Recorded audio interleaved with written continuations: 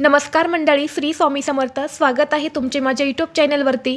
आजचा दिवस तुम्हाला खूप छान सुखाचा आनंदाचा जाऊ हीच मी स्वामींच्या चरणी प्रार्थना करते आणि आज या नवीन व्हिडिओला सुरुवात करते. 25 जुलैपासून पवित्र श्रावण महिन्याची सुरुवात झालेली आहे आणि येत्या 28 जुलैला श्रावण महिन्यातील पहिलाच सोमवार आलेला आहे आणि आपल्याला या श्रावण महिन्यात सोमवारी सकाळीच उंबरठ्यावरती ही एक वस्तू ठेवायची आहे. ही वस्तू ठेवल्याने घरात अखंड लक्ष्मी वास करेल. 7 पिढ्यांचे दारिद्र्य नष्ट होऊन एका रात्रीत आयुष्याचं सोनं होईल.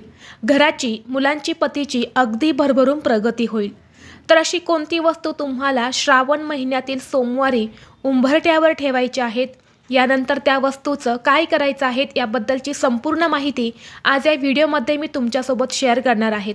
त्यामुळे तुम्ही हा व्हिडिओ स्किप न करता शेवटपर्यंत नक्की पहा.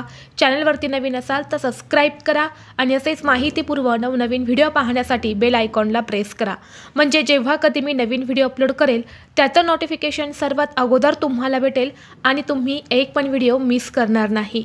आज या व्हिडिओमध्ये मी तुम्हाला जो उपाय सांगणार आहे तर हा उपाय आपल्याला उद्या श्रावण महिन्यातील पहिलाच सोमवार आहे तर या दिवशी करायचा आहे. फक्त श्रावण महिन्यातील पहिल्याच सोमवारी नाही तर या श्रावण महिन्यामध्ये जेवढे सोमवार आहे तर त्या प्रत्येक सोमवारी तुम्हाला हा एक प्रभावी उपाय जो आहे तर तो करायचा आहे. आणि जर तुम्हाला श्रावण महिन्यातील प्रत्येक सोमवारी हा उपाय करणं शक्य नसेल तर किमान एक तरी सोमवारी तुम्ही हा उपाय आवर्जून करा. याचे तुम्हाला खूप सकारात्मक परिणाम जे आहे तर ते बघायला मिळतील. ज्या घरातील स्त्री श्रावण महिन्यातील सोमवारी हा एक उपाय आवर्जून करते त्या घरामध्ये नेहमी अखंड लक्ष्मी वास करत असते. त्या घरातील दारिद्र्य हे दूर होते. श्रावण सोमवार हा भगवान शिवशंकरांना समर्पित असून या दिवशी माता पार्वतीची देखील पूजा केली जाते. त्यामुळे धनप्राप्तीसाठी आणि लक्ष्मी प्राप्तीसाठी श्रावण सोमवार हा देखील खूप महत्त्वाचा दिवस मानला जातो. आणि त्यामुळे जर तुम्हाला तुमच्या आयुष्यामध्ये सतत पैशांच्या अडचणींना सामोरे जावं लागत असेल, काहीतरी वारंवार आर्थिक अडचणी येत असतील, तुमच्या कुटुंबाची भरभराट होत नसेल, एखादा उद्योग व्यवसाय आहे तो चांगला चालत नाही, त्यामध्ये वृद्धी होत नाही किंवा घरामध्ये हवा तसा पैसा येत नाही, कष्टाला आणि मेहनतीला यश मिळत नसेल, प्राप्त झालेली लक्ष्मी ही घरातून बाहेर जात असेल तर या सर्व कारणांमुळे समजते की माता लक्ष्मी आपल्या घरामध्ये स्थिर नाही.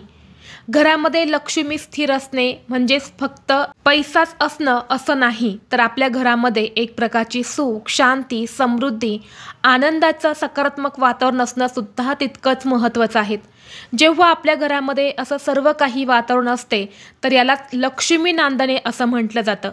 आपल्याला आपल्या आयुष्यामध्ये पैसा तर हवा आहे, परंतु आपल्या घरात लक्ष्मी स्थिर राहण्यासाठी घरातील वातावरण हे सुद्धा अनुकूल, सकारात्मक असणं सुद्धा तितकंच महत्त्वाचं असतं. जेव्हा आपल्या घरामध्ये असं सकारात्मक वातावरण असतं तेव्हा तिथे स्वतःहून देवी लक्ष्मी वास करत असते. आणि विष्णू पुराणामध्ये असं सांगितलं आहे की माता लक्ष्मी ही 7 वेळा आपल्या घरामध्ये येत असते. आणि म्हणून काही उपाय जे आहेत तर ते आपल्याला आपल्या घरामध्ये करायचे असतात. कारण पहा, काही दिवसांचं महत्त्व हे खूप जास्त असतं. पूर्ण प्रगतीवर या गोष्टी खूप परिणाम करत असतात आणि म्हणून विशेष तिथीवरती आपण काही उपाय जर केले तर ते खूप प्रभावी ठरत असतात. त्या उपायांचा आपल्याला निश्चितच फळ प्राप्त होते.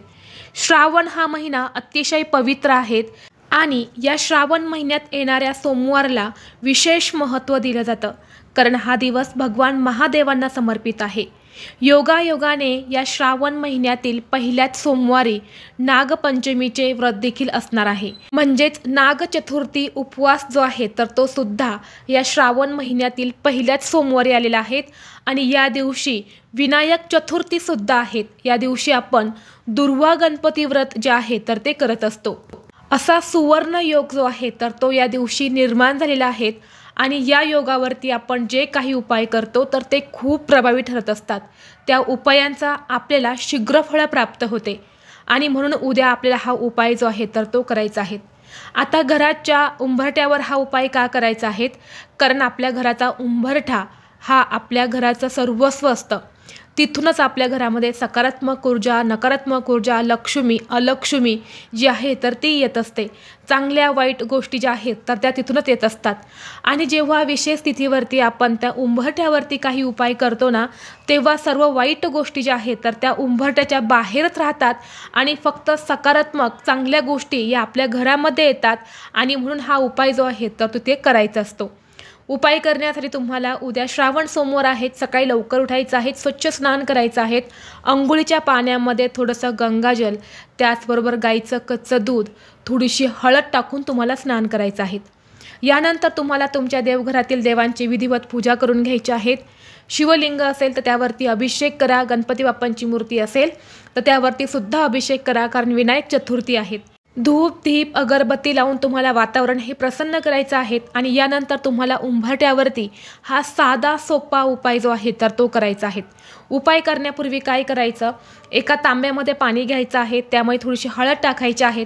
तुमच्याकडे गंगाजल असेल तर थोडंसं गंगाजल टाकायचं आहे. गोमूत्र असेल तर गोमूत्र टाकायचं आहे. आणि हे जे पाणी आहे तर हे आपल्याला उंबरठ्याच्या बाहेर मुख्य प्रवेशद्वारावरती शिंपडायचं आहे. जिथे आपली तुळस आहे तिथे सुद्धा शिंपडायचं आहे. आणि यानंतर एक स्वच्छ कपडा घेऊन ते तुम्हाला पुसून काढायचं आहे. यानंतर उंबरठ्यावरती हळदीचं लेपन करायचं आहे. हळदीचं लेपन कसं करतात हे सर्वांनाच माहीत आहे. एका वाटीमध्ये हळद घ्यायची, त्यामुळे थोडंसं पाणी टाकायचं किंवा गंगाजल, गोमूत्र असेल तर ते टाकायचं, त्याची पेस्ट बनवायची. आणि ही पेस्ट आपल्याला उंबरठ्यावरती सारवून घ्यायची आहे, चोळून घ्यायची आहेत. यालाच हळदीचं लेपन असं म्हटलं जातं. हळदीचं लेपन करून झाल्यानंतर आपल्याला मुख्य उपाय जो आहे तर तो करायचा आहे. उपाय करण्यासाठी तुम्हाला एक तांब्याचा कलश घ्यायचा आहे. तांब्याचा लोटा जो असतो ना तो घ्यायचा आहे. त्यामध्ये स्वच्छ पिण्याचं पाणी भरायचं आहे. पिण्याचंच पाणी भरायचं आहे, कुठल्याही नळाचं पाणी वगैरे घेऊ नका. ज्या प्रकारे आपण स्वतः जे पाणी पितो तर तेच पाणी तुम्हाला त्या कलशामध्ये भरायचं आहे. यानंतर या पाण्यामध्ये आपल्याला एक बेलपत्र जे आहे तर ते टाकायचं आहे. ज्याला 3 दल किंवा 5 दल असतात तर असं एक बेलपत्र जे आहे तर ते तुम्हाला त्या पाण्यामध्ये टाकायचं आहे. सोबतच थोड्याशा अक्षदा, ज्याला आपण तांदूळ म्हणत असतो, तर त्या अक्षदा ज्या आहेत तर त्या सुद्धा तुम्हाला त्या पाण्यामध्ये टाकायच्या आहेत.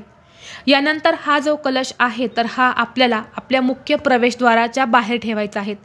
जेव्हा तुम्ही बाहेरून घरामध्ये प्रवेश करता, जी तुमची उजवी साईड असणार आहे तर तिथे तुम्हाला हा तांब्याचा कलश जो आहे तर तो ठेवायचा आहे.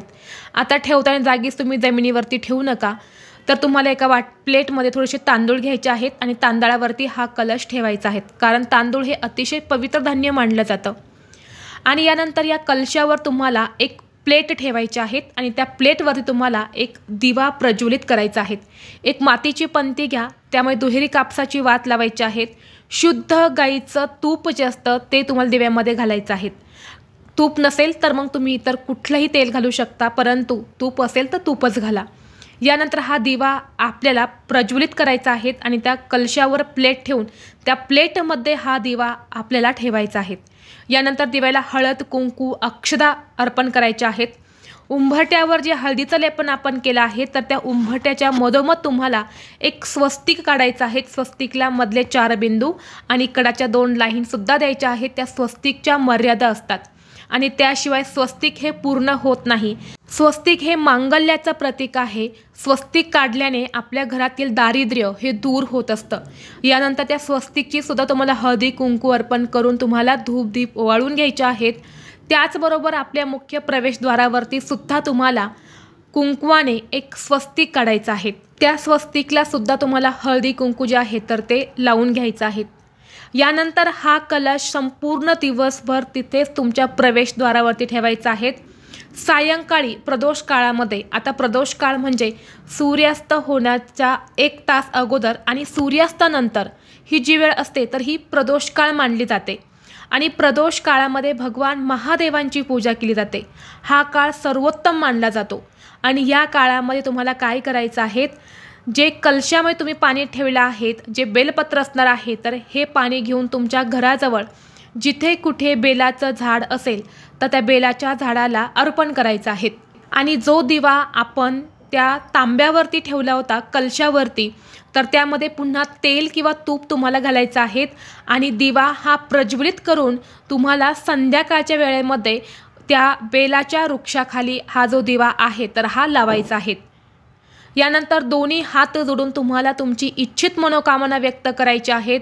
तुमच्या आयुष्यात घरात ज्या काही अडचणी आहेत, दुःख आहे, तर ते दूर होण्यासाठी मनोभावे प्रार्थना करायची आहेत। आता जर तुमच्या घराजवळ बेलवृक्ष नसेल तर मग हे जल काय करायचं? जर तुमच्या घरी शमीचं झाड असेल तर त्या शमीच्या वृक्षाला हे जल अर्पण करायचं आहे आणि तिथे हा दिवा लावायचा आहे। जर बेलाचंही झाड नसेल, शमीचंही झाड नसेल तर मग तुम्ही हे पाणी जे आहेत ना ते तुळस सोडून इतर कोणत्याही झाडाला घालू शकता।